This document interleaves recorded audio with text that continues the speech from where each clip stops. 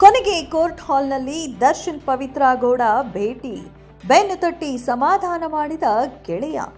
S, ಚಿತ್ರದುರ್ಗದ ರೇಣುಕಾಸ್ವಾಮಿ ಕೊಲೆ ಪ್ರಕರಣದ ಮೇಲೆ ಜೈಲು ಸೇರಿದ್ದ 17 ಆರೋಪಿಗಳು ಬೇಲ್ ಮೇಲೆ ಹೊರಬಂದಿದ್ದಾರೆ. ಎಂದು ಕೋರ್ಟ್ನಲ್ಲಿ ನಡೆಯುತ್ತಿರುವ ವಿಚಾರಣೆಗೆ 17 ಆರೋಪಿಗಳು ಆಗಮಿಸಿದರು.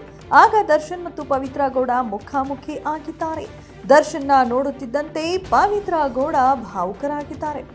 ಆಗ ಬೆನ್ನು ತಟ್ಟಿ ದರ್ಶನ್ ಸಂತೈಸಿದ್ದಾರೆ. ಆದರೆ ಫೆಬ್ರವರಿ 25ಕ್ಕೆ ವಿಚಾರಣೆ ಮತ್ತೆ ಮುಂದೂಡಿಕೆ ಆಗಿದೆ. ಈ ಘಟನೆಯನ್ನ ನೋಡಿದ್ರೆ ದರ್ಶನ್ ಮತ್ತು ಪವಿತ್ರ ಗೌಡ ಮತ್ತೆ ಮಾತನಾಡ್ತಿದ್ದಾರಾ? ಯಾಕೆ ಪವಿತ್ರ ದರ್ಶನ್ ಬಳಿ ಮಾತನಾಡಲು ಅಷ್ಟು ಪ್ರಯತ್ನ ಪಟ್ಟರು? ದರ್ಶನ್ ಇಷ್ಟು ದಿನದಿಂದ ಮಾತನಾಡಿಲ್ವಾ ಅನ್ನೋ ಪ್ರಶ್ನೆ ಹುಟ್ಟಿಕೊಂಡಿದೆ. ಹೌದು, ಸುಮಾರು 6-7 ತಿಂಗಳ ನಂತರ ದರ್ಶನ್ ಮತ್ತು ಪವಿತ್ರ ಗೌಡ ಭೇಟಿ ಆಗಿರುವುದು.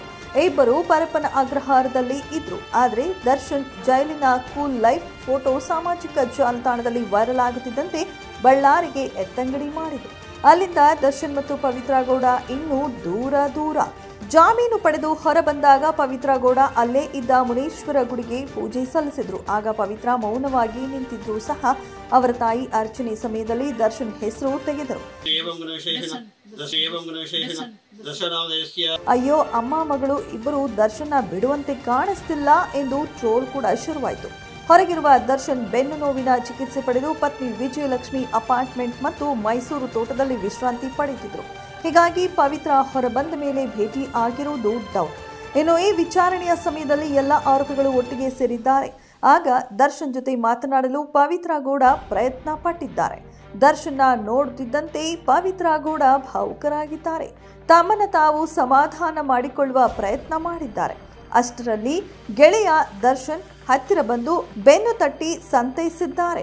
ಇದನ್ನು ನೋಡಿ ಅಲ್ಲಿದ್ದ ಪ್ರತಿಯೊಬ್ಬರೂ ಕೂಡ ಶಾಕ್ ಆಗಿದ್ದಾರೆ. ದರ್ಶನ್ ಹೊರಬರಲು ಪತ್ನಿ ವಿಜಯಲಕ್ಷ್ಮಿ ಪಟ್ಟ ಕಷ್ಟ ಒಂದೆರಡಲ್ಲ. ಆದರೆ ಇವರಿಬ್ಬರು ಇನ್ನೂ ಮಾತನಾಡುತ್ತಿದ್ದಾರೆ ಎಂದು ನಂತರ ವಿಚಾರಣೆ ಮುಂದೂಡಿರುವ ಕಾರಣ ಮತ್ತೊಮ್ಮೆ ಫೆಬ್ರವರಿ ತಿಂಗಳಿನಲ್ಲಿ ಮತ್ತೆ ಮುಖಾಮುಖಿ ಆಗಲಿದ್ದಾರೆ. ಇದೆಷ್ಟು ಈ ಹೊತ್ತಿನ ಸುದ್ದಿ. ಮತ್ತಷ್ಟು ಸುದ್ದಿಗಳಿಗಾಗಿ ನೋಡ್ತಾ ಇರಿ ಸಿರಿ ಟಿವಿ.